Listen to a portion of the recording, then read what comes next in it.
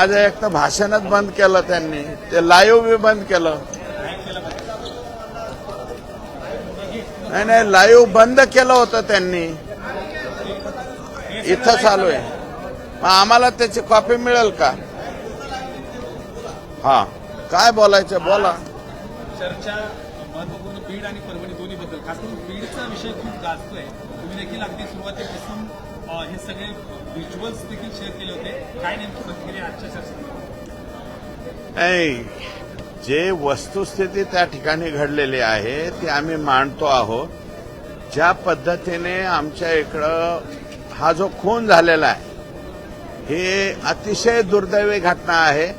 अशा प्रकारची घटना परत महाराष्ट्रामध्ये कोण्याही गरीब माणसाच्या, लोकप्रतिनिधीच्या आणि कोणाच्याही सामान्य नागरिकाच्या सुद्धा वाट्याला अशा प्रकारचा दुर्दैवी अंत येऊ नये म्हणून आमच्या बीड जिल्ह्यातली जी आर्त किंकाळी आहे ती आर्त किंकाळी आम्ही अन्यायाची आगळीक झाल्यामुळं आम्ही या ठिकाणी मांडण्याचा प्रयत्न केला आहे.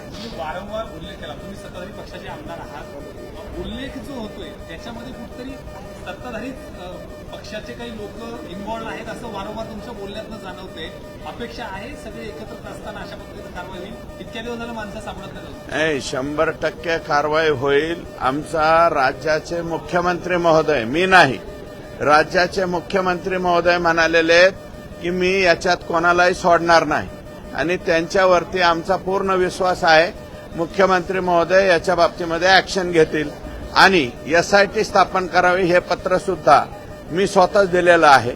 माझी अपेक्षा आहे आज रात्री उशिरापर्यंत, कारण मी मागणी केलेली आहे, परंतु आज सभागृहामध्ये मागणी करत असताना एसपी लेवल सुद्धा नको, त्याच्याही पेक्षा वरिष्ठ व्यक्ती अधिकाऱ्याकडून या खुनाची चौकशी व्हावी अशा प्रकारची मागणी मी केलेली आहे. खंडणीचा गुन्हा दाखल झालाय वाल्मिक कराड यांच्यावरती, परंतु वाल्मिक कराड फरार आहेत, पोलीस त्यांना शोधत नाहीयेत. नाही, पोलीस त्यांना शोधतायत. ते सध्या काही बीड जिल्ह्यामध्ये नाहीयेत. त्यांच्यावरती खंडणीचा गुन्हा दाखल झालेला आहे, ते अजून सापडत नाहीत, हे वस्तुस्थिती आहे.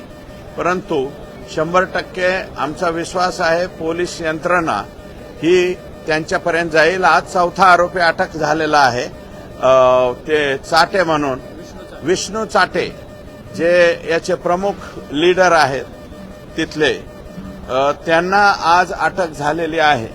ते कालपासून पोलीस, मला वाटतं त्यांच्या पाठीमागं पुणे, नाशिक, संभाजीनगर आणि बीड, तर बीडमध्ये मला वाटतं लक्ष्मी चौकाच्या कुठंतरी त्यांना अटक झालेली आहे असं एसपींनी मला सांगितलं. विरोधी पक्षनेते जितेंद्र आव्हाडांनी असा दावा केलाय की नाही, विरोधी पक्ष नेते म्हणू नका, राज्यामध्ये आता विरोधी बाकावरचे म्हणा. जितेंद्रजी दावा केलाय की जे याच्यातील मुख्य आरोपी आहेत वाल्मिक कराड हे नागपुरातच आहेत, त्यांना सगळं माहिती आहे, मग पोलिसांना काय? नाही, मला नाही वाटत. आणि त्यांनी नाव घेतलेलं आहे. कुणी जितेंद्रजी माझ्यापेक्षा सिनियर आहेत. मी जितेंद्रजी आव्हाड साहेबांना सांगू शकत नाही की तुम्ही असं अमकं बोला तमकं बोला. त्यांनी नाव घेतलंय, ते त्यांच्या पद्धतीने बोलले. मी स्वतः अद्याप तरी 302च्या प्रकरणामध्ये वाल्मिक कराड यांचं नाव घेतलेलं नाही. मी फक्त म्हणतोय विष्णू चाटे हा त्याचा प्रमुख आहे आणि विष्णू चाटेचा आका कोण आहे त्या आकाची चौकशी करावी असं मी आज सुद्धा म्हणतो. तुम्ही म्हटले विष्णू चाटे हे नातेवाईक आहेत. हा, त्यांचे माझ्या माहितीप्रमाणे मला जी माहिती मिळाली, विष्णू चाटे हे त्यांचे मावस भाऊ आहेत. कोणाचे? वाल्मिक अण्णांचे.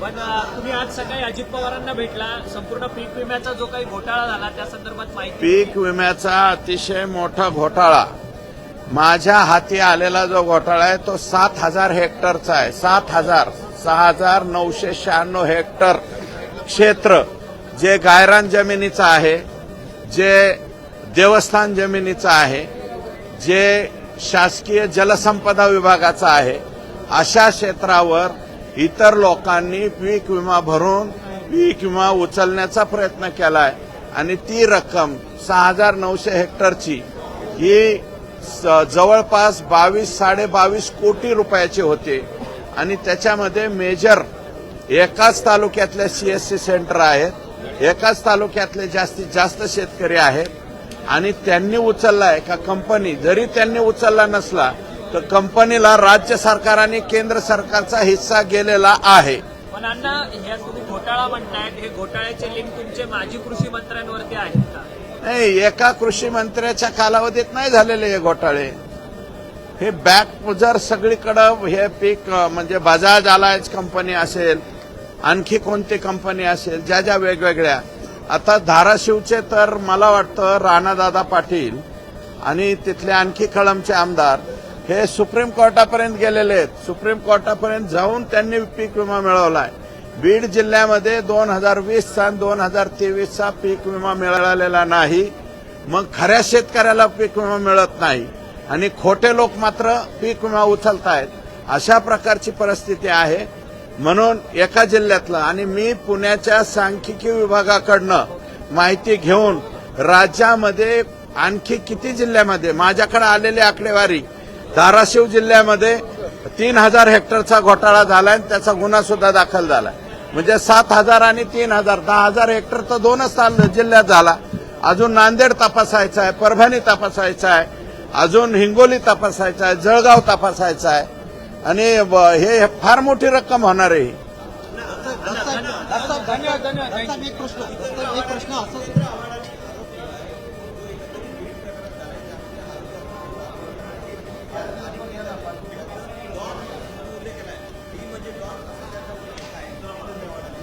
हे बघा, या प्रश्नाला मी उत्तर देऊ शकत नाही, देऊ इच्छित नाही. ज्यांचा उल्लेख त्यांनी केलेला आहे त्याचं उत्तर मला वाटतं मीडियाने त्यांनाच मागावं. मी कसं देऊ शकतो? मी एक साधा आमदार आहे. सभागृहात अल्पकालीन चर्चेमध्ये तुम्ही सहभाग होते, इतर सदस्यापैकी तुम्ही आता अनेक वेळा बोलून गेले, पण आता तुम्ही समोर तो इन्व्हेस्टिगेशन मध्ये आकार दिसावा अशी अपेक्षा आहे.